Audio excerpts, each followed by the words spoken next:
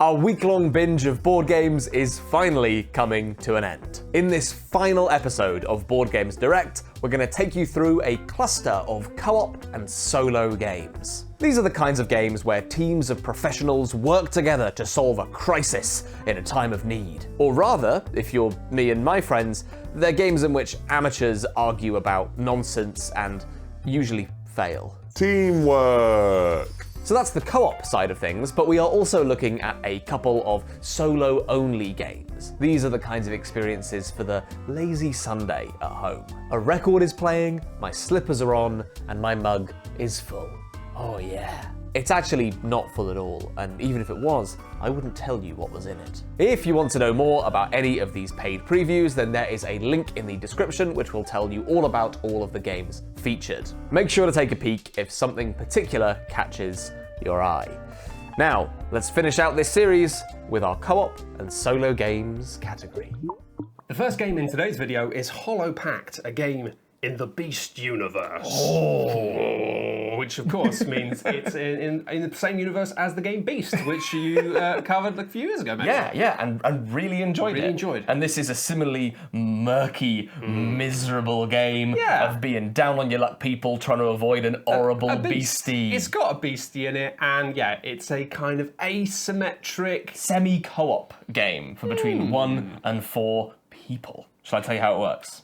Yes, please. Just before we start, this is a prototype, so some of the things here are subject to change, like the board should be 4 panels wide rather than 3. The beast will have 2 extra legs because it's missing sun in transit. There's also a solo mode and a few other changes, but let me give you the basics. So this is a semi-co-op game where you will either be playing as the beastie or you'll be playing as scoundrels, tasked with getting some cargo across this horrible little town. There's kind of a sliding scale of victory in this game. Ultimately, you want to achieve a legendary victory, which is if you manage to do your goal. Something I don't know. Don't we all? But also you can kind of salvage something of a win, even if another player manages to do their turbo win. It's interesting. So the humans can have a good time, but the beast maybe can have a little good time as well? Maybe a little bit on the side. Well, the thing is that the humans actually win individually, but they have to cooperate in order to get their own goal. Okay. So the way the game works is you are broadly trying to get from one end of this village to the other, getting out through one of these 3 escape routes at the top of the board.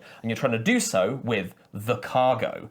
Now, your employer has actually only given one of you a real piece of cargo because they know that the beast is after it. Okay. And so you can see, here are our 2 little cargo, and one of them has the precious egg inside of it, and one of them has a rock. I was going to say, is it like the what's it called? Is it not the egg game? The cup game. The cup game.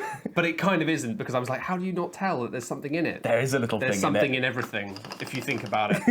And yeah, so only one of you is going to have this. And at the start of the game, nobody knows who has the correct cargo. Not the beast, not the people carrying it, which I think is so dark. The idea that you're doing this like a horrible mission across this landscape and you don't even know if you have the thing you're meant to be transporting. Yeah. Delightful. Anyway, broadly what you're going to be doing on your turn is using your stamina points to play these cards or to take these ritual actions up here. There's sort of 2 currencies: stamina to play cards, spirits to do these rituals that will give you a little start of turn bonus. And you're broadly trying to move up this board, gathering gear from over here, maybe shoving people along the way. There's a delightful rule here where you can move through these little paths, and if you move across a bridge, it breaks behind you. You can also shove someone over a bridge, which I think is hilarious. Anyway, you're trying to get from one end of the board to the other, ultimately trying to unlock these little gates to get you into the next area. But to unlock those gates, you need to do a bit of cooperation, even if you ultimately want to sort of stab your colleague in the back and steal their push them on the cargo. bridge backwards. Yeah, absolutely.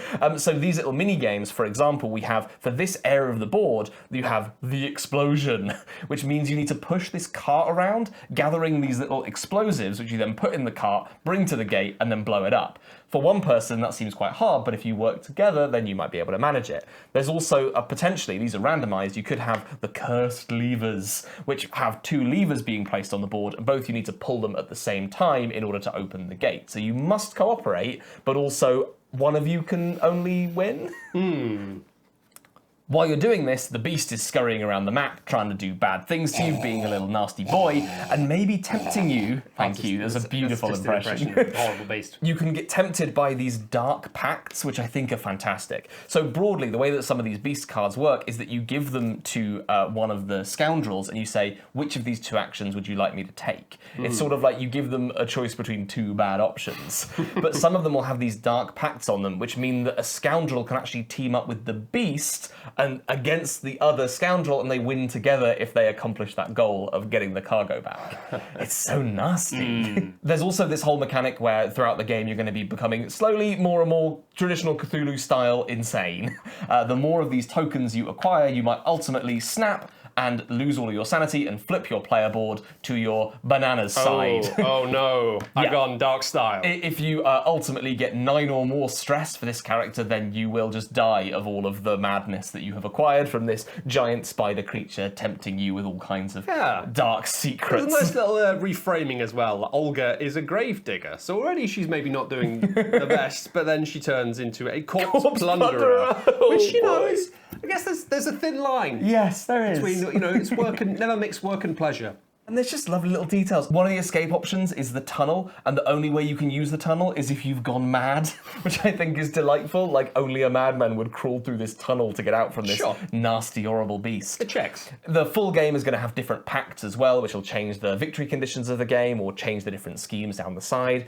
And I think that's basically everything for Hollow Pact. I'm really excited to check this one out. Seems pretty neat. Yeah, seems nifty. This is Alibis, a word deduction cooperative puzzle game in which we have to try and work out which of these known baddies is the baddie that we're looking for. Baddies. Baddies.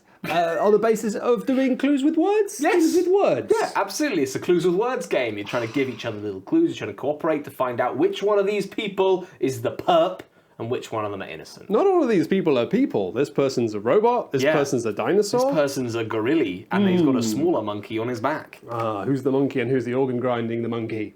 The way around works is super simple. You are going to get dealt out 2 of these alibi cards for each player, and that is going to leave us... It wasn't me, I wasn't there. I swear! With 1 left over who's going to sit on this little card over here. I just panic when anyone says the word alibi. You're then going to look at these 2 cards, and you are going to look at their words on the board. So I'm going to do this I'm going to do it open-handed style. I have 2 and 6 over here. Okay. So my words are movie and Los Angeles. Huh. I then must write... You must write Blade Runner. Right, exactly. Yeah. Although I can only use 1 word, so I Oh. cannot write Blade and Runner. I might write Escape, maybe. Escape from LA? But then the problem is there's also Escape from New York. And also I was thinking you could write Blade, but then I can't remember which city Blade is in the film. But also it might be not a real world thing. I reckon it's in Guernsey. Blade, New Jersey. So you're going to write that. So let's say I'm going to write Escape, even though that might actually be not the best clue, and I'll pop it above my board. Everyone's going to do that at the same time, and then we are going to announce our word to the table. So I would say, my word is Escape. And everyone goes, yes, very good. And they will then use their little alibi board over here to write my symbol in the 2 things they think that I'm trying to link. Right. So if someone got it right, they might go like, little triangle here, because that's my little symbol, and a little triangle here. This is harder to do upside down than I thought. You did well, though. You've done well. Master of the shapes. We'll then keep doing this, and you just sort of go around the circle, just saying your words, trying to work out which one is going to link to which one.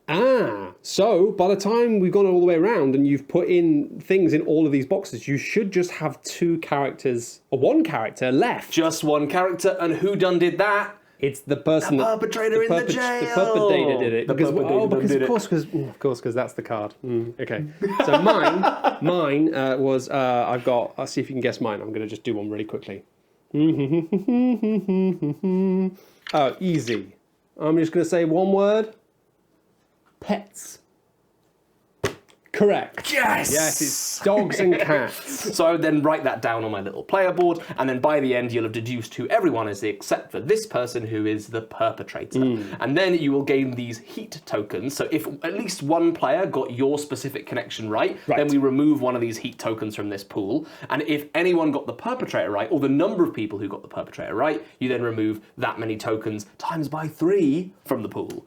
And we're basically just trying to cooperatively reduce this pool to 0 tokens. Okay, At right. which point, we done the win. But if we don't do it, we still tried our best. We did our best, and we probably put a big monkey or a dinosaur or just a corpse covered in stuff. Or a bug. The bug. Or these two guys.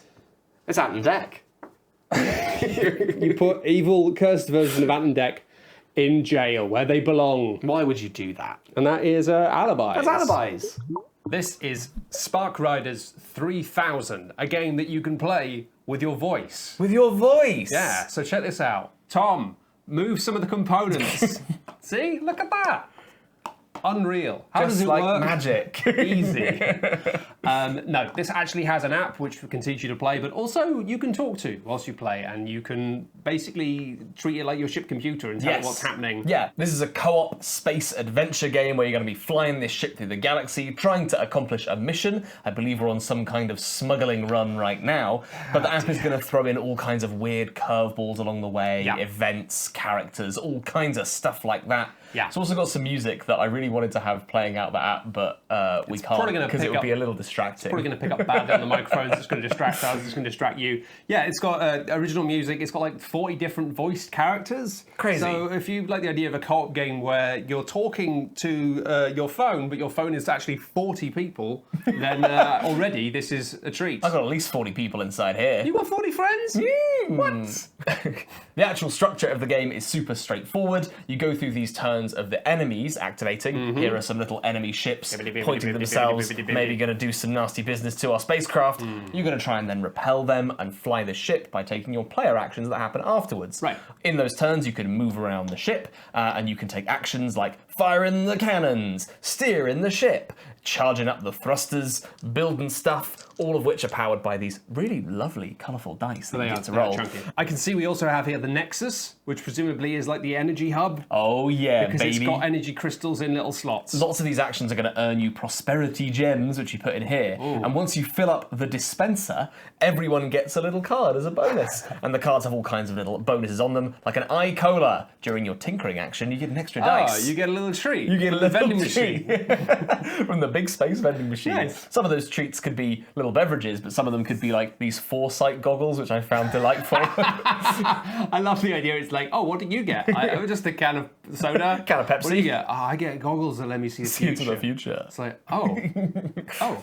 While you're flying around, the enemies are going to be doing damage to your ship, which you're going to need to repair. Entire bits are going to get blown off, such as happened here. And you can also construct new things, like new turrets or shield generators. And Matt, I just want to show you, this is maybe my shoe-in for my favourite component of the year. Look at this little turret, right? yeah? It's a delight.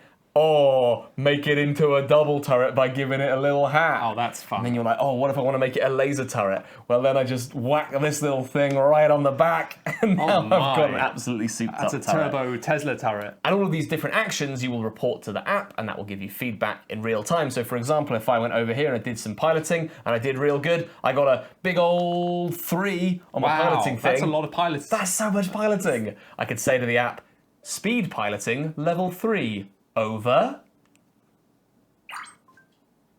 And it makes a funny noise to tell you that it's heard you. It's heard you. And it's logged it. It normally says something. Manual piloting confirmed. Autopilot disabled. Current speed updated.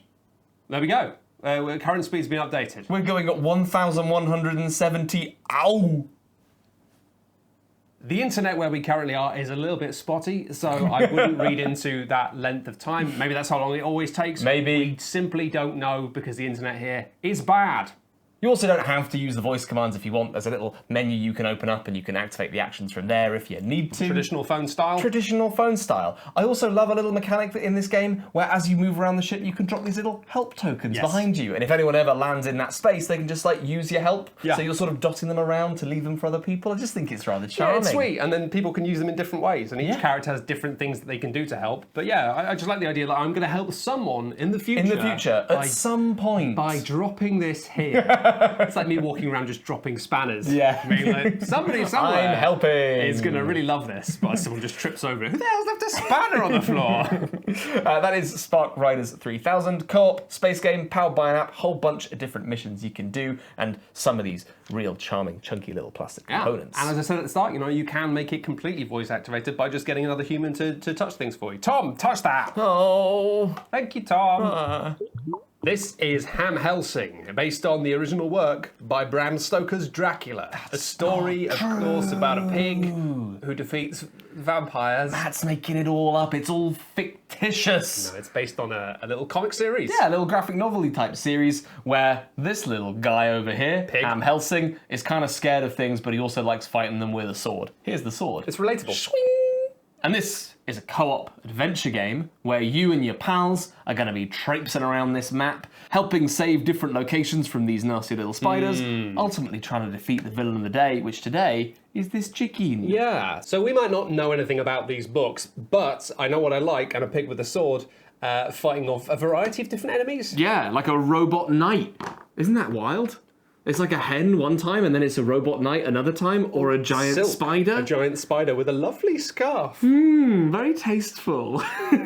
Shall I explain how this game works? Please do. It is a bit of a co-op deck builder type situation. We're going to go around the table taking turns doing stuff, and then bad things are going to happen to us. What do you do on your turn? Well, you're going to play out all of the cards in your hand. And you'll immediately notice they come in these nice little sleeves, because as the game goes on, ho ho ho ho, Yes. you're going to put these transparent cards inside your sleeves to upgrade them. Shiny, shiny plastic style. Holy moly. Yeah, you're going to be able to sort of craft your cards throughout the game to make them more and more useful, which is especially important because you might just give them away to your friends. Yeah, lots of games have things which allow you to trade items between characters because this is obviously co-op, which means that, like, usually be in the same area as someone, you can trade things, but in this you can actually trade cards. Yeah, you can just say- give someone a card from your hand. If me, Mr. Ham, and you, Dr. Malcolm, I call them a doctor. I don't know if this is his actual They might not be a qualification. registered physician. I can just give you a card from my deck, and that card just stays with you Yeah. until you choose to give it back or not. Maybe I won't. Maybe it's mine forever now. It's ham credit.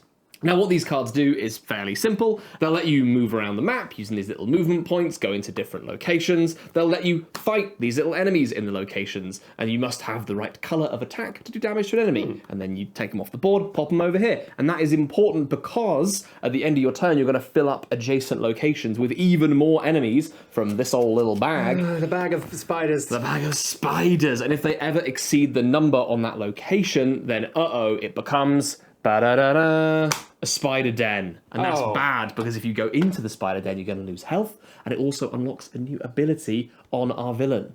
Who, as you mentioned earlier, this time is just a hen. It's just a hen. The villain is just called Hen. Look, Hen. What's on the other side of hen? It's an annoying pig called Chad. There he is. I think I prefer Hen. Doing all this adventuring is going to get you skills, which will make you more efficient at dispatching these spiders, and it will also get you money, which can be used in the rat market over here to buy rat those market. little upgrades for your cards and give them little abilities on the bottom. And also each character has their own little ability they can use. One of my little starting abilities is I get this little fancy sword that I can trade away that makes you more efficient at whacking stuff. That's a +4 sword. a +4 sword. You're giving that to me. I'm going to give that to you. Well, to me. Just a little Thank treat. you. You're the kindest pig in the world. Your ultimate goal, of course, is to whack the villain, who will jump around the map every single round. You've got to get rid of 50 health points between you by turning up and bashing, maybe with that little sword over there. And obviously the villain has got little schemes that they're going to deploy over the course of the game. And there's a few other lovely little details as well. Each of these different locations has its own special ability that you can use, like letting you get this shield to deflect damage, or there's a space that lets you manipulate your skills like a cool DJ, or there's a space that lets you hire Knuckles. Not to be confused with Sonic's little friend. This guy is a bear, and he can be used to scare away little pieces on the board. Yeah, we've got some areas such as the Cavern of Sarcastic Echoes. That's where you go when you die. And I'm enjoying the Swamp of Lies. Come on down to my Swamp of Lies. So you're moving around trying to manage spiders, whack ahead as much as you can, and upgrading your cards and sharing things with other people, whilst all by being a pig. Spiders! Oh, Sorry. it's Ham Helsing. This is the Lord of the Rings, the Fellowship of the Ring. The trick-taking game. The longest title on any of the games featured on our Direct series. It gets its own special award for longest title. I mean, honestly, the little text box that's going to pop up now with information about the game, I can guarantee I will have struggled to make this thing work properly. This is a cooperative trick-taking game set in the Lord of the Rings universe. Cinematic multiverse. Yeah. You are just going to be playing through the Fellowship of the Ring in this one, in a little kind of story of different sort of trick-taking games. The standard game I'll explain first, and then we can move on to some of the spicy stuff. Oh. You're going to get dealt a hand of cards that run from 1 through 8 in 4 different suits: hills, mountains, forests, shadow. Yeah, the shadow properties are, they're not so good on the market at the moment. There's not a lot of interest in Shadowland-based flats and villas. There's also these special ring cards that you may not lead with in the trick-taking game until someone plays one because they are forced to because they're playing off suit. But before you do any of the trick-taking, we're going to work out who Frodo is. Yes. And that, I think, is you. It's me. Whoever I'm has Frodo. the one ring, the one of rings. So you look through, and it's a bit of a fun wordplay there. The one ring, it is the one of rings. Whoa. The number 1 card in the suit of rings. Whoever has that must become Frodo. I am and they become take this little Frodo, roll card. destroyer of jewels. That's what he does. And then all the other players will then take other roles. Some will be mandatory based on your scenario, which we can see here. So someone must play Bilbo. I shall take Bilbo. And if there were other players, they will take the others like Gandalf and Pippin. And then you play a trick-taking game. It's a must-follow. You play out your cards and you try and accomplish your own personal goal. Yes. So Bilbo must win 3 or more tricks. Frodo must win 2 or more tricks with ring cards specifically, which again is a little tricky because you can't lead with them. Is a little tricky. And if we manage to all do our goals, we take one of these little stars every time we do it. Bam, bam, bam, bam. We're the winners. Yes. Well done us. And that's it. But wait. Once you're done with your first chapter, you can move on to chapter 2. Ba ba ba ba ba ba. And you can Look at that. Fantastic little cards box out. technology using a little velvety string. So good.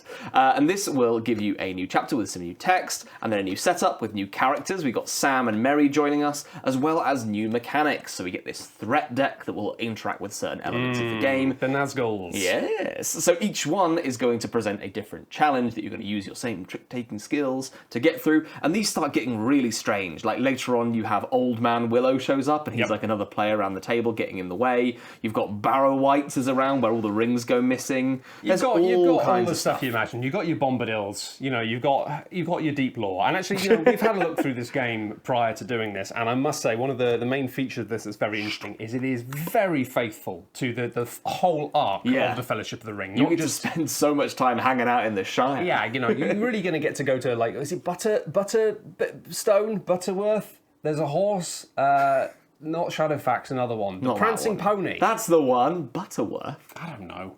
But yeah, it's a very faithful journey, and so you're going to be really luxuriating in all the characters, all the places. Yeah. And doing a lot of the bucolic nice stuff before it gets serious hot ring orc bad time. That starts happening in part 2, where you can open up this other little thing, and you've got from chapter 13 onwards in here, and things start getting a little scary. You start getting some special cards like gifts that give you abilities and that sort of thing.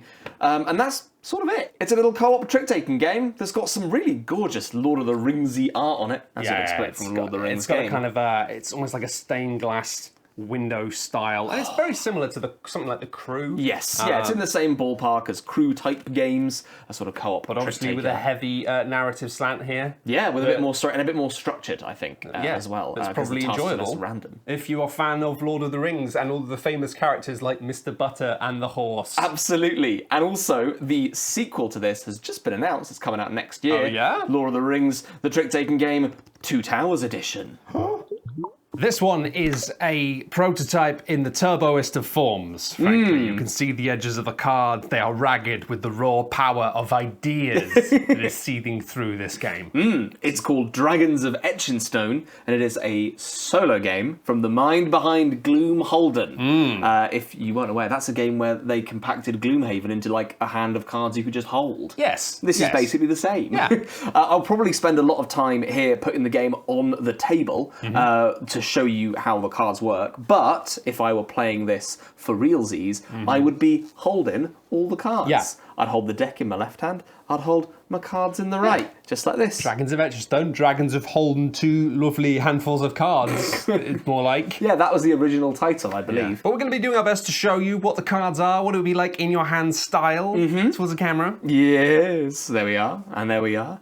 This is a game in which you are playing a apprentice mage going on a little journey to go and kill a dragon. Starts off very cozy and quaint, stuff. quickly becomes quite serious and nasty. Just like real dragon quests. Yeah, which you've been on. We've both been on many in our time, actually. Don't want to get into it, really. And it's not the time and place.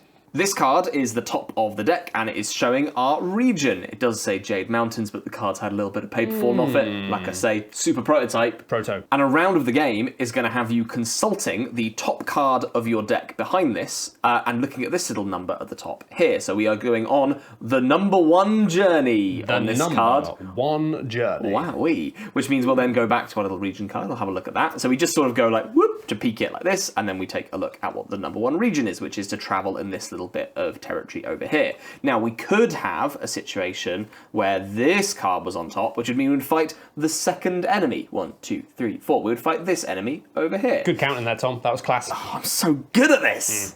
Either way, resolving this action is pretty similar, but I'll do the fighting one because it's slightly more involved and you'll get a better sense of the game through that one.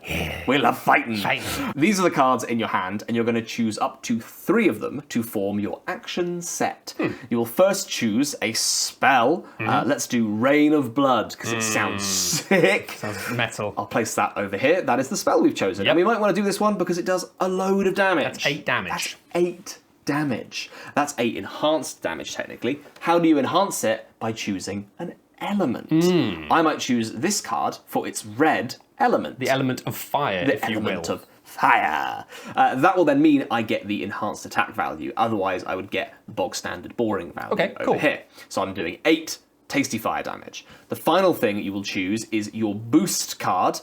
If you wish, you don't have to because you might want to go through the cards a little slower than this. Optional boost. I might take this one and I'll socket it over here, and that means I'm getting +2 total. Okay, so you use the first card is the main damage, and then the second card is the element that might boost it, the original one, and then the last one you just take the little number at the bottom. Yes. And add that to that. Absolutely. So it looks like you're doing 10 damage, Tom. Yeah, well, kind of. I actually slightly misplayed this because you can see our little fella over here has red defense, which means he will actually take a little bit less damage. The monkey is weak to fire.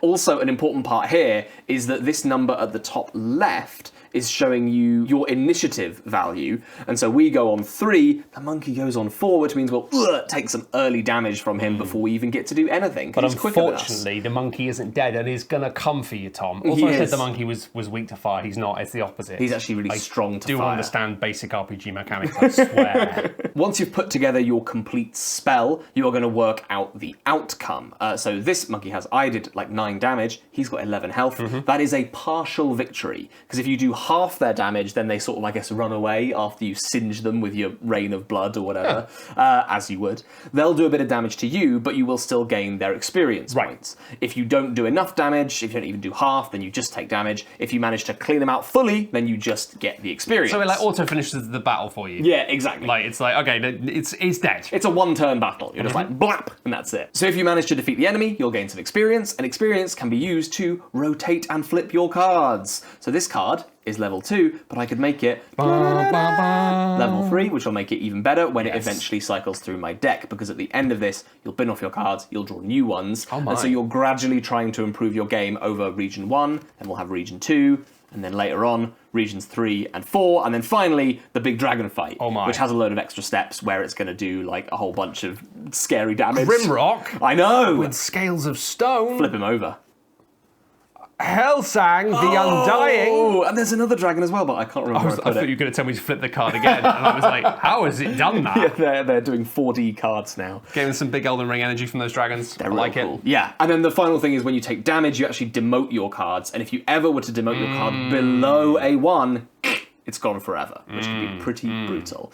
There are a couple of expansions that are coming with the game as well, but there's obviously plenty of content in the box as it stands. There's different dragons to fight, different regions, a whole bunch of different So these are like cards. different characters, different places. I believe they're just different spells, because what is a wizard if not a collection of A spells? wizard is nothing more than their spells. which is the why contents of their spell book. you should always carry and show off your best spells whenever possible. Absolutely. Cool. Hold it in your hand. Hold the other bit in your hand. Go on a little adventure. Do Go spells. on a little adventure. Be careful because all the enemies have weird, freaky keywords that are going to mess with you, and you've got to do loads of challenges, and it's a little bit scary. And the monkey might get you. And a monkey might get you. Dragons of Etchinstone. We got a cheeky extra inclusion into this category. Yes, we do. Because it's the game that we worked on. The more eagle-eyed of you will have noticed at the bottom it says, "Shut up and sit down, presents." That's us. We're presenting this. And the more horse-eyed of you will have noticed that there's some horses Yo! in this game. If you've got horse vision, this is going to be. Oh yeah, you're gonna setting be off all really- the alarm bells. Really dealing hard style with Horso Vision 360 style. So this is a game that we've worked on. Yeah, to co-publish Animal Rescue Team, a game where you play specialists rescuing animals from danger. Yeah, and we're going to have a proper video about this later at some point to tell you about it in the channel, but we just got a copy of it this week and we're like, oh, we got it! We're just excited to So talk we're about like, it. well, let's just talk about it, make It's it, put it in the video. It's a little sneak peek. Yeah, right? Sneak peek at So- the rescue team. First important of all is look at this. This is the first player rabbit, which you have in front of you to remind you if you are the first player. And I love him. You love him so much. Do you want to explain some of the rules of the game?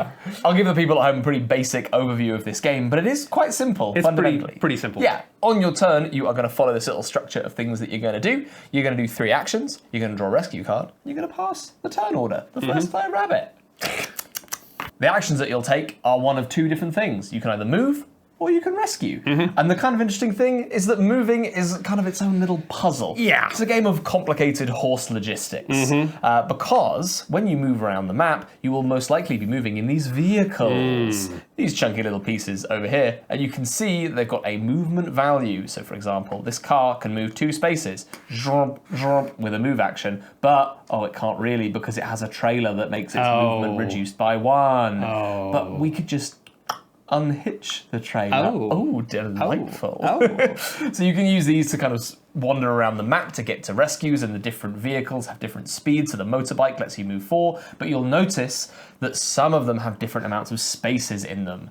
So our big old truck here that moves 2 spaces and has a load of sockets at the back, and this big old trailer can carry loads of different animals, but it's going to move really slowly. The motorbike moves really fast, but it only has room for a single chicken. Just a little chicken, or maybe a rabbit. Maybe a rabbit, some similarly tiny animal. There's a lot of like versatility in the slots in some of these things. So you see there's like room for people or small animals or medium animals. And yeah, there's a whole different variety, like horses and cows. Cows are massive. Cows are just Horses huge. and cows are just huge. As in real life. You're not fitting one of them in a motorbike. You were like saying horses while you were poking at the tiger, I think that is. That's the horse. Horses are here. Horse. I'm not good with animals, Tom. Yeah, when you get to the location that you want to be at, then you're going to attempt a rescue, where you will roll these dice, trying to meet a target number on the card. Bringing along certain people and certain kinds of equipment, though, are going to boost your dice roll. You're all going to play as different specialists who are all slightly better at different things. Yes, like, fighting fires. You could just be the guy who's all about water. Yeah, like someone in a dry suit. Just being like, you know what, you need someone to get in a river. I'm there. I'm here. So you'll try and roll the dice to meet these different values, but the important thing is all the logistics you're doing beforehand, trying to get the right people in your vehicle, zooming around the map, picking people up from disaster after disaster, because at the end of each turn, you're going to get more of these problem cards that are going to gum up the works. You're going to have to do these small rescues, whilst also working towards large-scale rescue that's happening down the bottom here, because if you don't manage to do these bigger tasks before this little round marker goes into here, then you lose. You lose the game. So And you that have would to be mighty sad. basically have to achieve 3 major rescue operations to win the game. To earn your stripes. And in the event you lose the game, they have to bring in some other animal rescue teams to do your job for you because you didn't do it good enough. I guess we should just talk about what we really liked about this game when we were choosing to co-publish it. And a lot of that is to do with the fact that there is a real joy of socketing these little pieces into our little vehicles. And there's also a joy in trying to kick people out to make room for chickens. Yeah, having to make those like team-based decisions, because this is something like, you know, in the same vein as something like Pandemic, of having like, you know, it's cooperative, taking it in turns, but there'll definitely be some table talk. And having that realization of going, well, look, we'll both go over here and then you can help me with this, but then maybe like I need to put one of these chickens in the motorbike now, so you need to stay here. And just the fact that you can lovingly and with, you know, with their agreement, just abandon someone in the mountains because you need to put a chicken in your motorbike. Yeah, we found that really delightful. Yeah. The game's challenging enough as is, but there's also a whole bunch of ways to increase that challenge. You can have more of these goals that are more difficult, or you can add these roadblocks and all kinds of other various hazards that will gum up the works. But yeah, other than that, it's a very simple kind of family weight game about rescuing animals with your pals. And it was all like co-designed by an actual animal rescuer. A real animal rescuer. And in the manual, you've got some information about that as well. Yeah. Like, it's pretty neat. It's very neat. We think, at least. We think it's neat. We think it's neat. And that's Animal Rescue Team. You'll see more about that very soon. Hercules and the 12 Labours. This is a solo game about being Hercules. Being the buff man himself. And being like, oh, I got so much to do. Oh, I got so much on. I'm very busy. that's quite enough of my nonsense and your nonsense. Please, Tom, tell us a little bit about this game. This is, as you said, a solo game where you are Hercules trying to do all the dog-dang labours. Well, 12 of them to be precise. You're going to go through this deck of cards. It's always going to be in the same order, and it's kind of a challenge to see if you can get to the end of this deck by doing dice placement clever style without losing all of your spirit, for that would be sad. Yeah, there's no way you're going to get 12 labours done if you run out of spirit. It's tiring doing all 12 I mean, labours. honestly, I struggle to get like the kitchen done and the laundry. And that's like half a labour. And then my spirit is real low. The way that the game progresses is you are first going to read out the lore on this little card, telling you about the labour you're about to face. And our first one is the Nemean Lion. Ah! Whoa, there he is. Look at all this HD golden joy on this card. That is a glossy lion. You're then going to put a die on this card that matches the little number you can see here. That is the difficulty of this labour. It's difficulty 6, so we're going to pop it here. We're going to do that. And then you're going to check how Hercules is feeling today. Today he's feeling resolute, which means we get an extra dice in our little dice pool. Smashing. But he could be feeling haunted or ferocious. Melancholic. Oh, poor Hercules. I think I'm going to start replying when people say, how are you today? I'm going to say ferocious. Like, how about you? That's a good one. Yeah. You're then going to roll these dice. And mostly what you're going to be doing, this is the simplest of all of the labours, so it gets more complicated obviously as it goes on, but you're going to be assigning these dice to the labour. So here we need a dice value of a 6 or a 5, and every time we do that, the labour will decrease in strength by 1, and if we ever get it to 0, we've accomplished that labour. But look, our dice pool is full of 3s, those aren't good for nothing. Well, we have got, let's imagine one of these was a little 4. Oh, cheeky. I can't believe I rolled all those 3s. That was crazy. What a cool dice roll. These little blue bordered spaces you can pop the dice into, and then they will allow you to... So for this one, at the cost of a spirit, I can increase or decrease this dice value by 1. So I can turn it into a 5, and then bam, I've done another little point of damage to the Nemean Lion. Right. If you do not manage to wipe it out in one turn, as you certainly will not, you then poke this little dice one space, and the result happens. So here we would lose one of our little spirit. Ooh! And if you lose all of your spirit... You know what happens? Game You over have for to have a Hercules. sit down on the sofa, maybe a cup of instant coffee. Maybe a bacon biscuit, sandwich if you're feeling maybe particularly a bacon sandwich, sad. and then get back at it, Hercules. Go do that, Hydra! But if it all goes all the way to the bottom, this sad skull can only mean one thing. It's over for Hercules. So you can either lose by depleting all this spirit, or by just being really bad at one particular labour. How are you feeling, Hercules? Dead. In the cold, dead earth. Then what you're going to do, so let's say we did do our Nemean Lion, we are going to move on to the next thing, the Nemean Hydra. But, you flip the card and you get a little reward. So we get this lovely impenetrable hide that will let us change our little dice rolls around and block damage from the next monster, which here it comes. Whoa! Look at that! Oh my gosh. So much stuff going on. It's a Lernian Hydra. It's still learning in how to be a Hydra. And it's still beautifully glossy and gold. Yes. And then the same thing will happen again. If we manage to defeat this, we get its ability. And also, look, we get to dip the bow of Hercules in its goo. And then we get a slightly better dice roll. And that's then fun. next up, the Simian Hide, and so on and so forth. And I'm not going to reveal too many more of these because I think that's the joy of it. Yeah, I Digging think so. through this deck, seeing how far you can get. But immediately, look, this one's slippery because you need 2 dice of equal numbers rather than just having brute strength. And that one's going to give you a reward I'm as going to have a well. look on the back. Okay. Yeah, that's pretty cool. Yeah, the art on these is lovely. Oh, it's gorgeous, isn't it? It's the same person who did the art for the Tales of the Arthurian Knights. Right, yeah. I also just love that one of the moods you can be resolute, haunted, ferocious, or you can be haunted by the ghost of Abderus. Or you could be haunted by the weight of Atlas. Ah, Who knows what might yeah. happen to you then? And how are you feeling today, Tom? Good.